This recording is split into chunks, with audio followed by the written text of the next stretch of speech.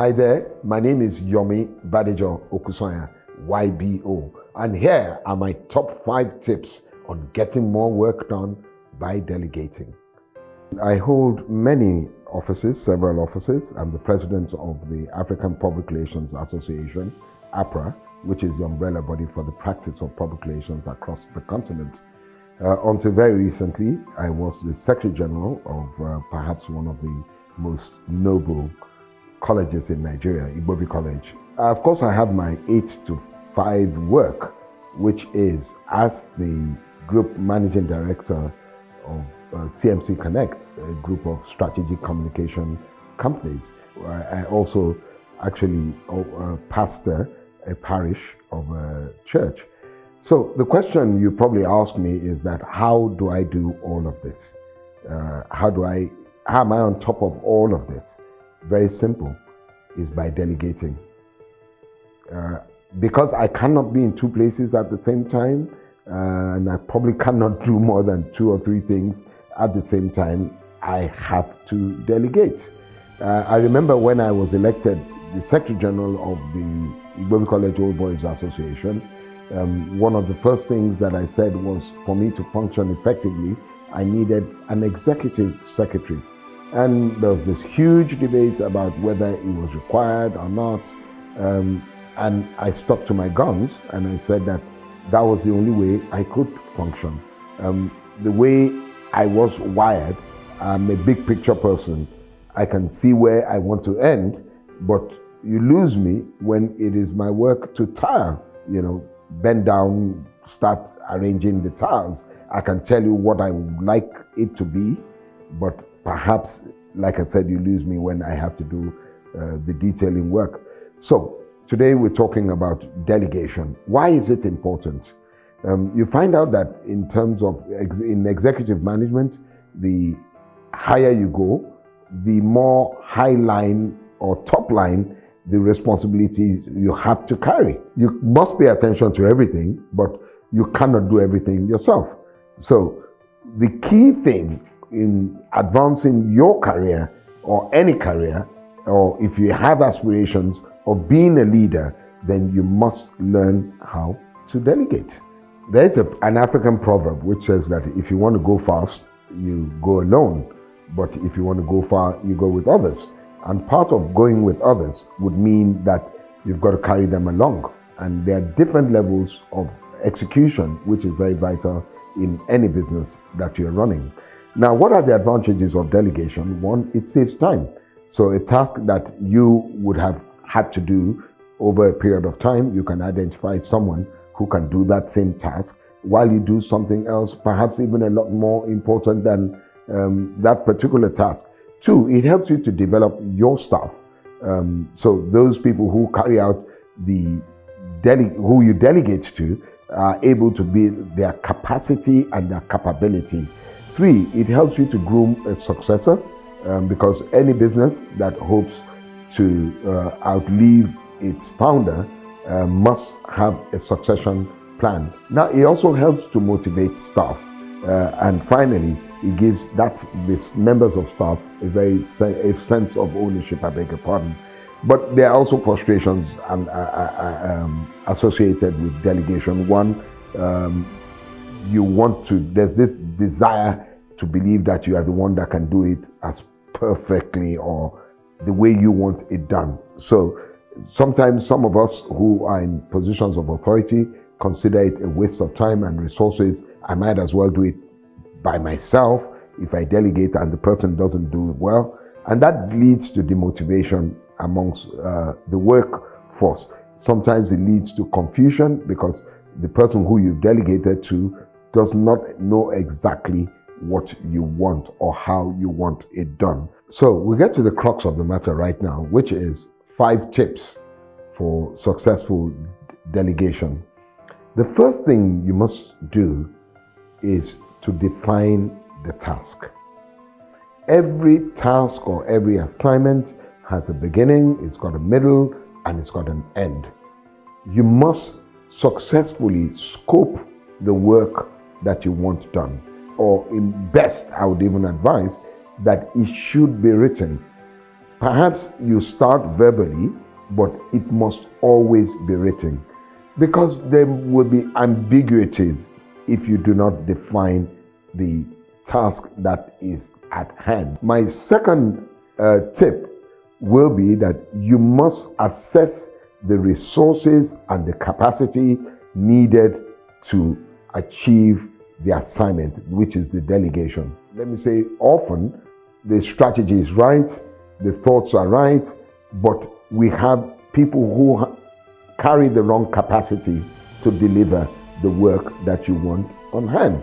So I'm here and I'm sitting behind, or I'm sitting in front of the camera, and if you assign me to be behind that camera, perhaps I would not be able to do it, because I need the right kind of technical knowledge and skill to be able to deliver on it. Some assignments are definitely a lot more technical than others. So perhaps if it's a generic one, yes, you can get one person to run the assignment. But if it's a lot more technical, then you need people, or you need somebody with the right kind of skills to be able to deliver on that assignment. So I gave you an example that when I was appointed, or I was elected Secretary General of Igbobi College Old Boys Association, I needed somebody with administrative skills. So I didn't need somebody with marketing skills, because what I wanted to achieve with that office was not necessarily the marketing aspect of it. What we needed was somebody who could run the engine room of the association, which is a secretariat.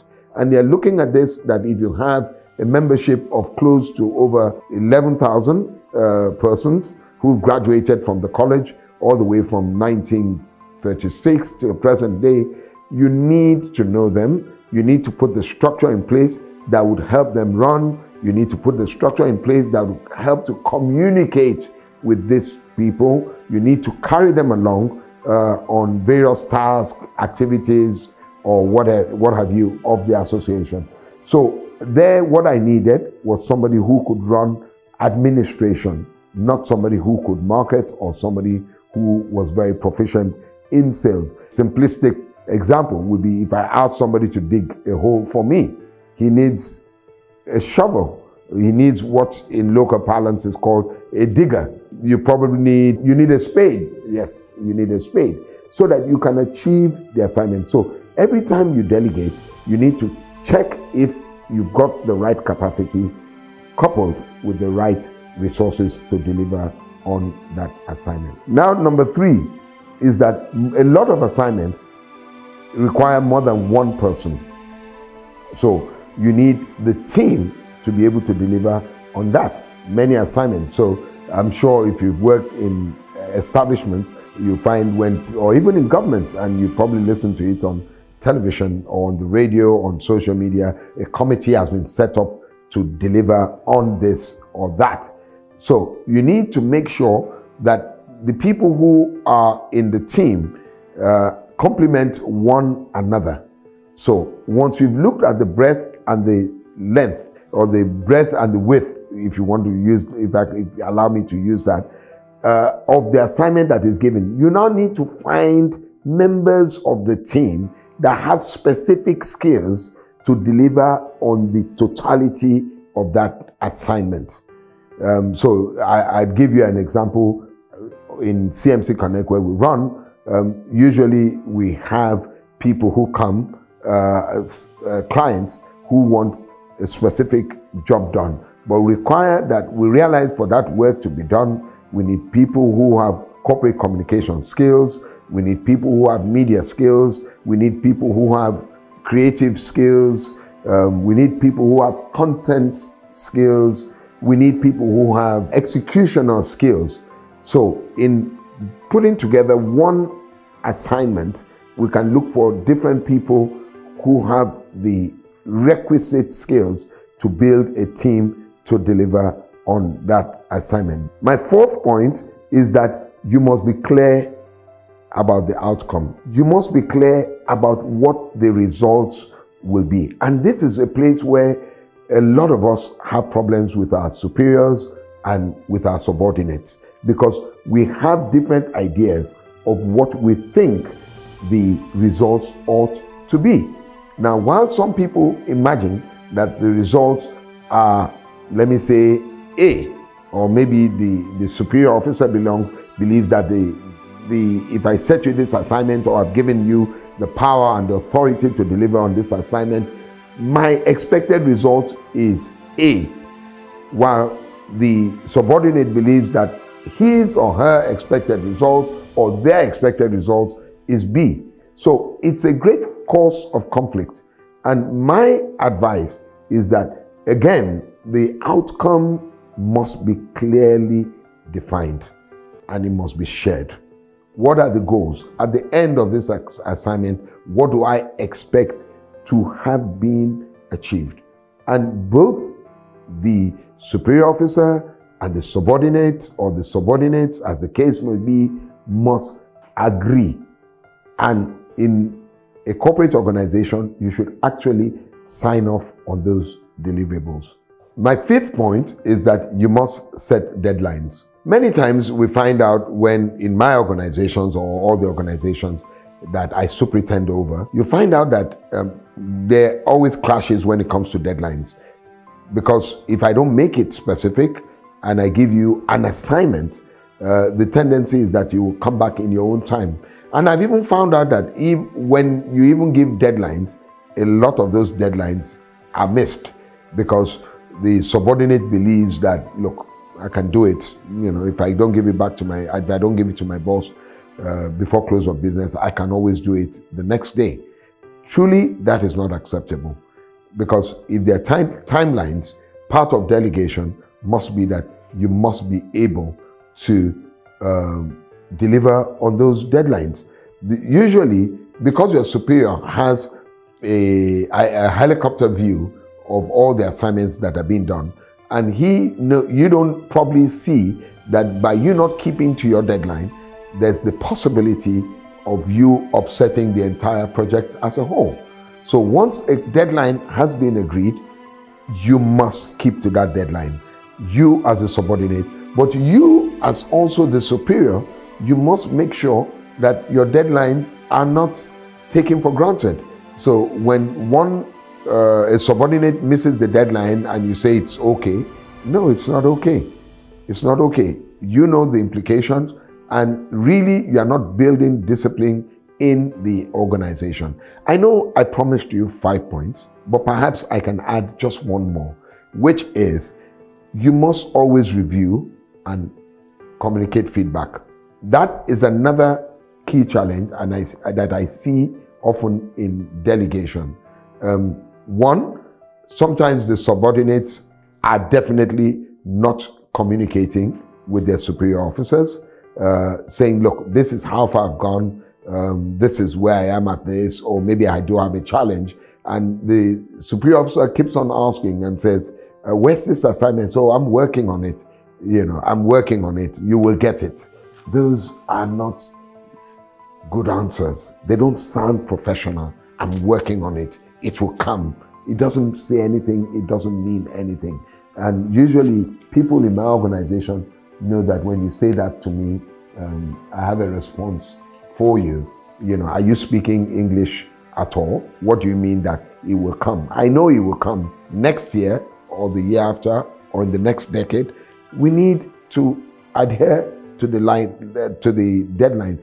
But the bigger thing is that the line of communication must remain open between the subordinate and the superior officer. Why? Even when you're working on that piece of assignment, by being guided, you waste less, or there's less of time being wasted in the goals that will be achieved. In many instances, the assignments that I've delegated, that I've given, have come back to me, and I've had to reject it in totality because it was not in line with my own expectation.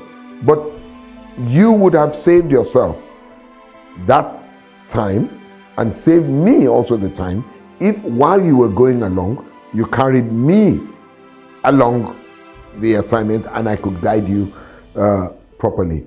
So in a nutshell, those are my 5, perhaps now 6 tips on how you can delegate. On a last note, no organization that wants to build successfully, that wants to scale up successfully, that wants to be there generation from generation to generation can achieve this if you do not do delegation successfully. If you master the art of delegation, then you have mastered the art of success.